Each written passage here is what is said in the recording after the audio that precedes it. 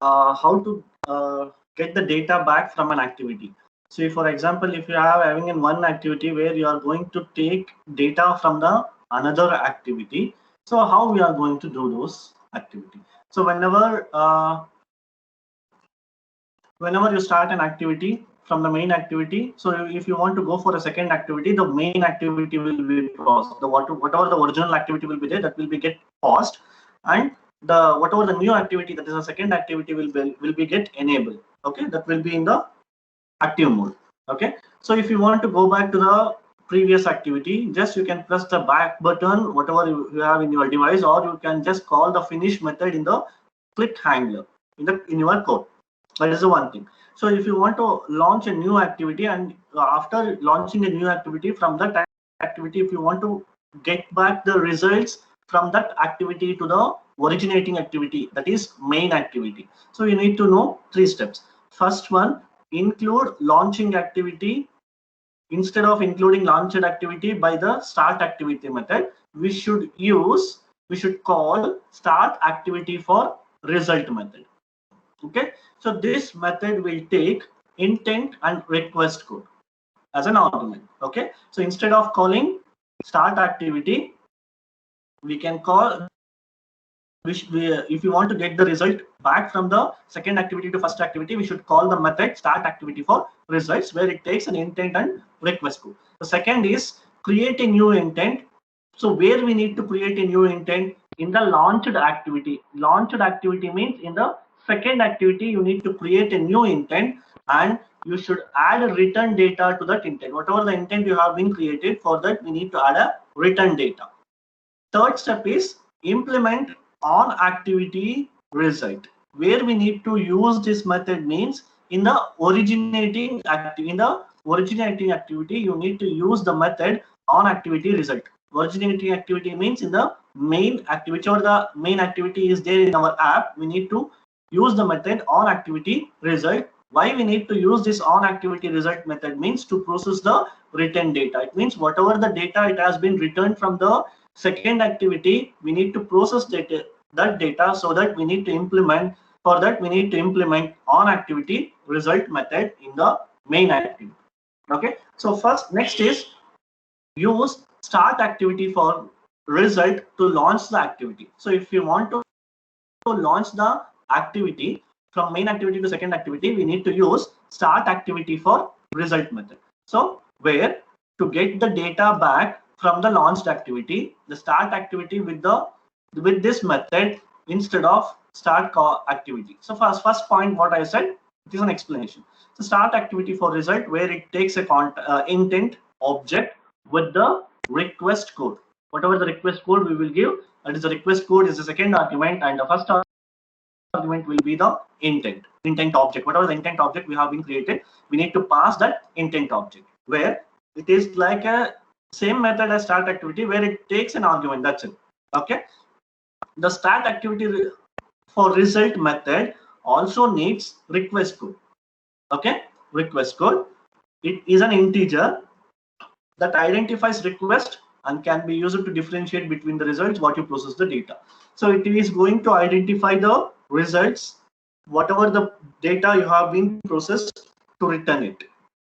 Okay, see for example, if you want to launch, see for example, I will say as in like for example, you have an WhatsApp activity where you want to update your status, where what you will do, you will go for a status. Okay, that is one activity. From that activity, you are going to pick a photo from the gallery, where you are requesting something from another activity, where you can get that result into your main activity. Understanding, right? From the WhatsApp, you are going to go for the gallery and you will pick a photo and you will update your status.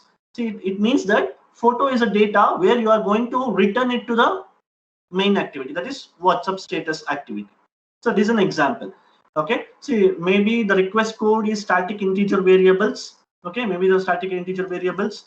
Okay, where it it is as I said, request code will be an static integer variable. So how you need to define, for example, public static final int photo underscore request 1, photo underscore pic request 2, text underscore request 3. So these are all the some of the examples.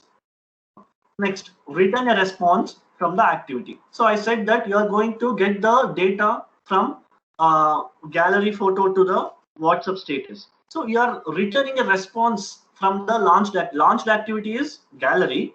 Okay, paused activity is your status in the WhatsApp. You are going to get the response from the gallery to the WhatsApp status. So how we need to get the response? To return data from the launched activity, create a empty intent object. So for that, first initially you need to create an object intent where it is an empty empty intent object. We need to create it. So add data or extras. We need to add intent data or intent extras, okay, with the original intent. So for that you need to define keys for the return intent extras. Okay, if you want to get the returns, so you need to define public final static string. Extra underscore return is a message, it is a string where it's a package name, you are going to return a message. So this is just an example, it may vary what you develop in your application. Okay, so then, but the rule is same. Then put your return data into the intent as usually. So how you are going to put the data into the intent? By using a method put extra with the key. Okay, by using the method put extra. So if you want to use a put extra, intent object dot put extra with the key value pair. You should remember, if you are going to putting an intent extras, you should be having a key value pair where key is a unique and value is whatever the value you want to retrieve by using the method put extra. Okay, so after that you need to set the result. Okay, if so, use set result method with the response code and the intent with the response data. Okay, whatever the data you have, you need to get that through the set result method. So you need to set the result with the response code and the intent response object. What the response you have got through the intent, you need to get it with the method set result method. So what may be the response codes are defined by the activity class are. So in the activity class only there are some of the response code, that is result okay, result cancelled, result underscore first underscore user. After all doing all these process, if you want to, if we are going to close this activity, or if you're going to resume the original activity from second activity, if you want to go for a first activity, or you want to close this full activity, we should call the method finish. Okay, next is read the response. So how we are going to read a response? Okay, see now the launched activity. So now imagine that the whatever the second activity, that is the launched activity, has sent the data back to the main activity through an intent. So through an intent, the first, we should know that the first activity must handle the data. See, whatever the response has came from second activity to main activity, the main activity should be in a capable that it should handle the data. Whatever the response data has been come, we should handle that data. So to handle the returned data, to handle the return data in the main activity, that is originating activity, for that we need to implement a callback method, that is on activity result. So we need to implement a method, callback method, that is on activity result. Okay, so where I will explain this, the where this callback method takes three arguments, where this callback method takes three arguments, that is request code, result code, and intent data. So it takes whatever the data has been written, it is going to handle through the callback method on activity result, where this on activity result method will take these three arguments: request code, result code, and intent data. So what is this request code? So request code sent when the launched activity with the, see whatever the request code you have been sent. See, for example, so you, for there is a PDF. See, I will take the same example as I have given the WhatsApp. See, you have clicked the status and you want to update the status. So you just click a button, so it will take to the gallery. So that is the request you are going to make. So the request code, what code we will send for the second activity with the by calling which method we are going to send the request code, by start activity for result method. This is the method where we are going to send a request. Okay, so next is result code. So result code will be set by the second activity. Whatever the, for example, whatever the image you have been selected, that is the result code. It is going to select that result code, and using the result underscore OK or result underscore cancelled, it is going to set the result code. For example, if you have been selected one image from the gallery, that is the second activity, so it will set the result code. Whatever the second activity will be there, the second activity will set a code. So usually it will set a code with the with the code that is result underscore OK or result underscore cancelled. So if you have not selected anything, you will get a result code as result underscore cancelled. If you have selected any image, you will get a result underscore OK. That is a result code. It is going to send from second activity to the main activity. So that is about result code. So next is intent data. So the data contains, so the intent contains data returned from the launched activity. So launched activity means second activity. From that second activity, whatever the data is we are going to retrieving, so that will be come through the intent data. So we are going to get the data from the second activity to the main activity through the intent data. Okay. See, for as I mentioned the example over here. So this is an example. See, public void on activity result, where it is going to take three arguments: request code, result code, and intent data. Open super dot an activity result request code. So if request code is equals to text underscore request, and if result code is equals to result underscore OK, whatever the date. So this is the request we are going to make. That is text request if we are going to make. So that is a request. If it is equal to request code what we have been made, and if the result is equal to result underscore OK, string replay, whatever the code logic we want to write, we are going to write over here. So how we are going to write the data? You are going to get the data through the extra intent extra, that is get string extra or get extra. Okay, so data dot whatever the intent object is, data dot get string extra second activity dot extra return message. Second activity is from the second activity what you are going to get that data, and then you can process your code over. This is the main thing you need to remember. Next is activity navigation. So what is this activity navigation? So you have, when you are developing an activity, there will be so much of complexity that you have in your application, maybe you have a 10 activities or 15 activities or n number of activities in your application. So it will be a complex to design those things. Okay, so whatever the activities you will be having in your application, you should take care of the navigation. See, for example, you have in your Android mobile device, you open a setting. So if you click on the connection button, you will get all the list. If you want to go back, you will press back button, or there is an up navigation over there in the settings. You will just click on that. You will tap on that up navigation. It will go back to the settings. So likewise, you should take care. There will be n number of activities in your application where it should go back. Navigation should be a proper method. So in this Android navigation, Android system supports two different forms of navigation. It supports two different forms of navigation, that is temporal or back navigation, or ancestral or up navigation. So Android system supports temporal or back navigation and ancestral or up navigation. Okay, so what is this back navigation task?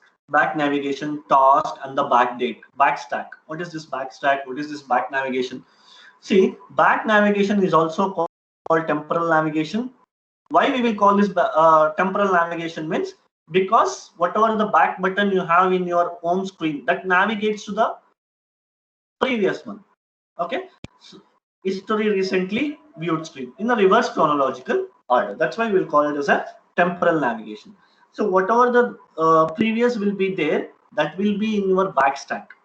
See, whatever the backstack is the set of activity that user has visited and that can be returned by the user with the back button.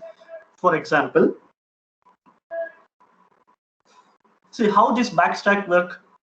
Last in first out mechanism. As we know that stack works on the basis of last in first out. This is the backstack, same as that. So whatever the last in will be there, that is the one that is going to first out. Okay, so each time new activity starts, it pushed onto the backstack and takes user focus. The previously activity is stopped but is still available in the backstack. For example, you will open an WhatsApp application where you got a message that to open a PDF. What you will do, you will just click on that file. What does it do? It will go to the some other application where you can view the PDF file. Until then, your WhatsApp will be in the backstack and it will be paused. Or you are using a WhatsApp and you will directly press the middle button and you will open another application in your Android device. What it will do, the Android system will not close the tab, but still it keeps in the backstack. So that is about backstack. So backstack operation in a last in first out mechanism. See, let's see how it is going to work. So each time the user presses the back button, each activity in the stack is popped off to reveal the previous one until the user returns to the home screen. See, as in this figure, see, this is the backstack. Okay, you have a foreground activity, that is activity 1. What you will do, you will start another activity. What happens that backstack will keep this activity and it will be paused, where activity 2 will be in an active mode. What you will do next, you will open one more activity. What the backstack will do, it will keep the activity 2 and activity 1 in the backstack and it will be paused, where activity 3 will be in an active mode, active state. See, after doing this, you will delete this activity 3. What happens, you just navigate back so that this particular activity 3 is destroyed, particular activity 3 is destroyed. What happens, the activity 2 resumes, activity 1 will be in a pause state. So if you delete this activity, activity 1 will be resumed. Okay, just to understand this example, I will say an email application app. You will open an app, you will have a list of addresses, list of emails you will be getting. What you will do, you want to read one email, you will click on that particular message. What it does, it opens a message. Full detailed email message will be opened. So what happened, the list of messages in the email app will be in a pause mode, where whatever the message you are seeing, only one email you are reading. That is, so if you go back, what happens, that particular activity will be destroyed and you will be the list of emails what you have been opened, that will be resumed. Okay, see, in most cases, see, some of the times we know we need not to worry about we are closing an applications or we are going back, we are pressing the back button and all the things. See, as you see in your Android devices, whatever the application you are going to use, it will be there in the backstack like this. Okay, it will be there in the backstack. See, first you will open my apps, the Play Store you will open, and you will press directly you will close and you will just open a calendar, and then you will be closing, directly you will open a camera. So all these apps will be in your backstack until unless you destroy. Or okay, that is how the backstack. So if you have not used the back navigation also, still the activities or the applications will be in your backstack. So that is about navigation of the back navigation. So next we will see up navigation. Okay, next we will see up navigation. So sometimes we will say this as an ancestral or logical navigation. Okay, sometimes we will say ancestral or logical navigation. So what this up navigation means, where it is used to navigate within an app. So within an application based on the explicit hierarchical relationship between the screen. Okay. So what does this? So with the up navigation, your activities are arranged in an hierarchy and child activity is shown left facing arrow in the action bar. User parent activity. So I will explain this with an example so that you can easily understand. So as I said, if you open settings in your mobile Android devices, okay. So what you will do, you will get list of options like connection, SIM card manager, display, home screen. Okay, so many options about the phone you will get. Okay, what you will do, you will click on the about phone option. So you will get an information. So where in the up navigation means in the upside of your, in the top of your application name, there will be an arrow like this. Okay, there will be an arrow like this. This is up navigation. So as a developer, we should take care of this navigation. Why means, so if you have opened from the settings, if you have opened about phone option, if you click this up navigation in your application, it should exactly go back to the settings only, not to the another app. So that's why if you have a n number of activities in your application, where if we are using an up navigation, as a developer we should take care that proper up navigation should be done. Okay, so that is about up navigation. So next is implement up navigation with parent activity. How we are going to implement this? Where we need to specify properly. It means from which activity to which activity it has to be go. So as I said, from the about phone, it has to go for the main activity. It should not go for the Wi-Fi connection and all. It's a separate activity where it should not go to that particular activity. See, in the settings application, one activity is connection, one activity is SIM card manager, one activity is about phone. Let's consider these three activity as an example. So you have opened about phone. So if you click up navigation, it should go to the settings only with the list, not to the another activity which is in the settings. Okay. So how we need to implement up navigation? You need to so as soon as you create new activity, the activity content will be embedded in the where Android manifest XML file. Android manifest XML file. So there you need to specify these things. So for example, within the application we have an activity. So Android name is a compulsory attribute with the main activity. You will be having an intent filter. You will be having an intent filter with the action and category by default, where it is going to main and where it is going to launch. And if you have created second activity where that is a child activity, so you there also you will be having an activity tag with an attribute name dot second activity, where Android label, whatever the label you want to give. So here what you need to do, you need to specify parent activity name attribute. So in the child activity, we need to specify parent activity name attribute. In that we should give, so if you go back, for which activity it has to go back. See, from the second activity to which activity it has to move back, that is dot main activity. So if you have one more activity, that is third activity. So third activity, if you have a third activity, so there you need to specify with an attribute parent activity name dot main activity. For example, from the third activity, if you want to move back to the second activity, then what we need to specify in the parent activity name attribute, here we need to specify dot second activity. Okay.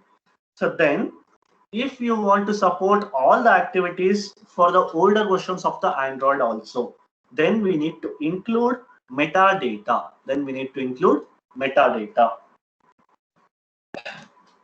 to define parent activity explicitly. Okay, so we need to use both methods where it will take care of backward compatibility. It means for older versions also it gives the compatibility. For older all the versions it gives the compatibility if you use a metadata. In the metadata you need to use the attribute with the name and value. This is how we are going to implement up navigation with parents activity.